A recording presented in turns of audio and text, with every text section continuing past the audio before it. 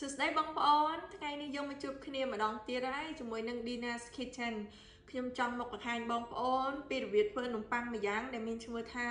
នំប៉័ងដុត Snow សាច់ក្រក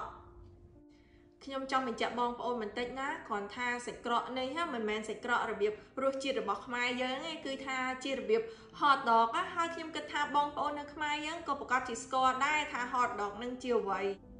អូខេចឹងកុំឲ្យបងប្អូនរងចាំយូរយើងទៅមើលពីវិធីធ្វើនំប៉័ងមួយនេះទាំងអស់គ្នាមុនដំបូងយើងត្រូវដាក់ប៊ឺដែលគ្មានជាតិប្រៃចំនួន3ស្លាបព្រាបាយយើងត្រូវតែយកប៊ឺនោះទៅកូរនៅលើភ្លើងបន្តិចទៅដើម្បីឲ្យវារលាយជាបន្ទាប់យើងដាក់ទឹកដោះគោស្រស់ចំនួន125មីលីលីត្រហើយយើងយកប៊ឺរបស់យើងមកលាយជាមួយនឹងទឹកដោះគោអំបិលចំនួន1/4នៃស្លាបព្រាកាហ្វេស្ករសចំនួន2ស្លាបព្រាបាយមេចំនួន2ស្លាបព្រាកាហ្វេពងទាចំនួន1គ្រាប់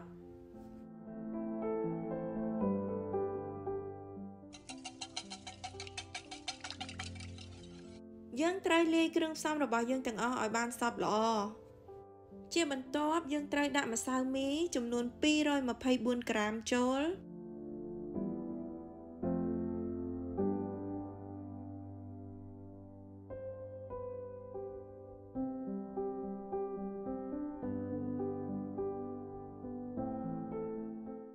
ច្របាច់ម្សៅប្រហែលជា2-3នាទីទៅដើម្បីឲ្យម្សៅយើងវាចូលសព្វគ្នាបានល្អសម្រាប់ការធ្វើនំប៉័ងសាច់ក្រកមួយនេះគឺថាវាងាយស្រួលបងប្អូនដូចថាយើងពេលយើងលាយម្សៅយើងមិនបាច់ត្រូវការម៉ាស៊ីនទេហើយពេលដែលយើងច្របាច់នឹងដៃក៏អត់ត្រូវការកម្លាំងខ្លាំងដែរហើយនេះគឺជាម្សៅពេលដែលយើងបានច្របាច់វារួចរាល់ត្រូវគ្របម្សៅរបស់យើងទុកចោលរយៈពេល1ម៉ោងគ្រឿងផ្សំសម្រាប់ដាក់នៅលើនំប៉័ងរបស់យើងមានដូចជាខ្ទឹមបារាំងចំនួន50ក្រាមម្ទេសប្លោកចំនួន50ក្រាមពោតចំនួន50ក្រាមស្លឹកខ្ទឹមចំនួន40ក្រាម cheese ចំនួន100ក្រាមស្រេចទៅលើបងប្អូនទេបើបងប្អូនចូលចិត្តបន្លែច្រើនណាបងប្អូនដាក់តាមនឹងទៅជាចុងក្រោយខ្ញុំដាក់ mayonnaise បន្តិចច្របល់គ្រឿងបន្លែរបស់យើងឲ្យសព្វល្អហើយនេះគឺជាម្សៅដែលខ្ញុំបានទុកចោលរយៈពេល1ម៉ោងគឺថាវាឡើងរាងបានធំបន្តិចបន្ទាប់មកយើងយកដៃរបស់យើងនឹងទៅសកត់វាឲ្យអស់ខ្យល់ពីខាងក្នុងទៅហើយយើងយកវាមកកាត់ជាដុំទូចៗសម្រាប់ម្សៅរបស់ខ្ញុំកាត់វាទៅជា5ដុំតូចៗហើយសម្រាប់ថ្ងៃនេះខ្ញុំបានយកម្សៅរបស់ខ្ញុំទៅថ្លឹងដើម្បីឲ្យនំរបស់ខ្ញុំចេញមកវាប៉ិនៗគ្នាស្អាតណាប៉ុន្តែបងប្អូនអត់ចង់ថ្លឹងក៏បានដែរបងប្អូនកាត់ស្មានទៅ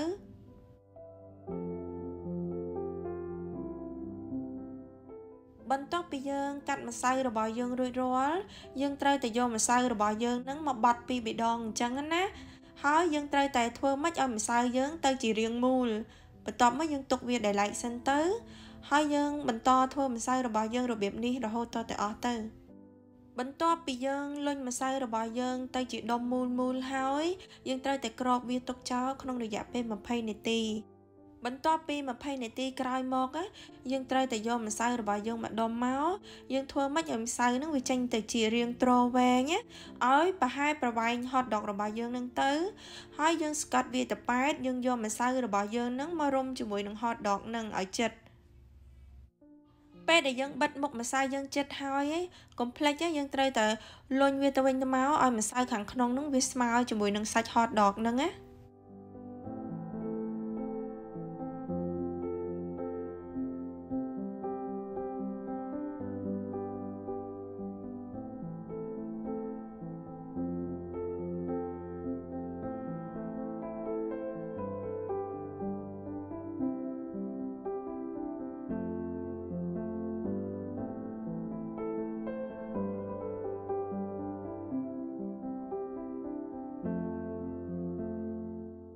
យើងបន្តធ្វើរបៀបនេះរហូតទាល់តែអស់ម្សៅ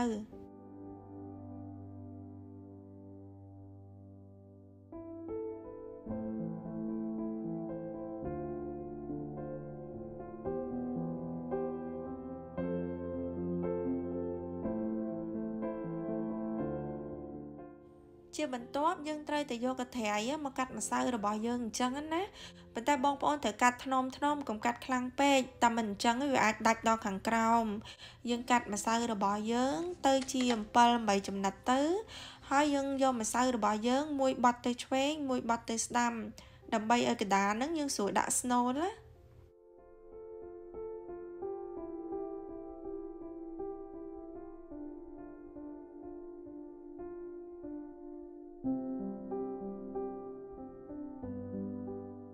ពេលដែលបងប្អូនបត់ណាបងប្អូនយកដៃសកត់អាម្សៅវានៅខាងកណ្ដាលហ្នឹងណាឲ្យវារាងជ្រៅបន្តិចទៅពេលដែលយើងដាក់បន្លែយើងដាក់បានច្រើន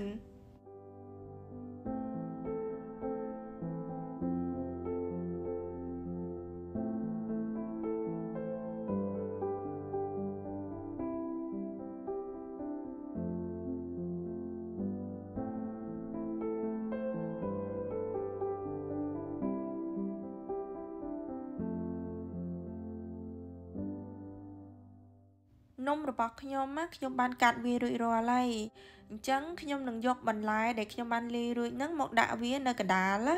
តែបងប្អូនកុំដាក់ច្រើនពេកតែចឹងឯងវាហៀពេលដែលយើងយកនំទៅដុតណាបងប្អូនត្រូវតែដាក់វាឲ្យនៅចំកណ្ដាលចឹងណាបងប្អូន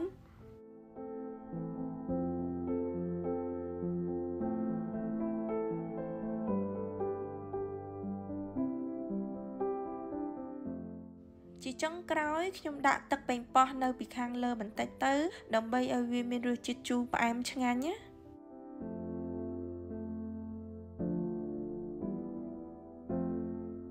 ប៉ាំងមួយនេះអត់សូវពិបាកធ្វើទេបងប្អូនឥឡូវរួចហើយខ្ញុំអាចយកវាទៅដុតបានហើយយើងត្រូវដុតនំក្នុងកម្ដៅ350 Fahrenheit ក្នុងរយៈពេល20នាទីបន្ទាប់ពី20នាទីក្រោយមកយើងត្រូវតែគោះពងទាមកគ្រាប់ដាក់ក្នុងកូនចានអញ្ចឹងណាហើយយើងវាយពងទារបស់យើងឲ្យសព្វយើងលាយជាមួយទឹកបន្តិចទៅបន្ទាប់មកយើងកូរវាឲ្យសព្វចូលគ្នាបានល្អអញ្ចឹងណាហើយយើងយកជក់មកលាបនៅលើនំប៉័ងដែលយើងបានដុតមុនហ្នឹងណាខ្ញុំធ្វើរបៀបនេះដើម្បីឲ្យនំប៉័ងរបស់ខ្ញុំហ្នឹងពេលយើងយកវាទៅដុតបន្តិចទៀតទៅវាមានពណ៌ស្អាតណាបន្ទាប់មកយើងយកនំប៉័ងរបស់យើងនឹងយកទៅដុតវិញក្នុងរយៈពេលតែ3នាទីទេ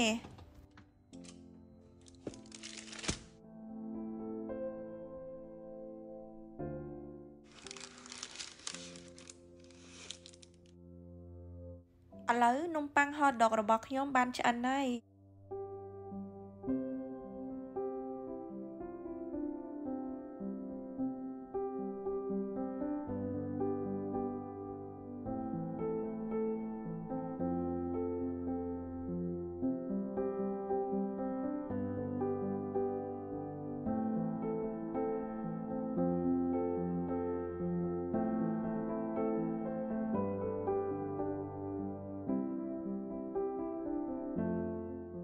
ឥឡូវនំប៉័ងរបស់ខ្ញុំបានឆ្អិនរួចរាល់ហើយគឺថាក្លិនវាឈ្ងុយមែនតើអញ្ចឹងខ្ញុំនឹងទៅសាកវាបន្តិចសិន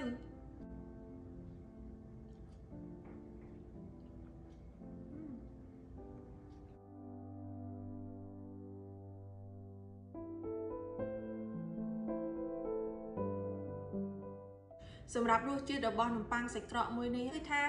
អត់ទន់ខ្លាំងហើយនឹងអត់រឹងខ្លាំងទេពីព្រោះយើងត្រូវញ៉ាំមួយ hot dog ណា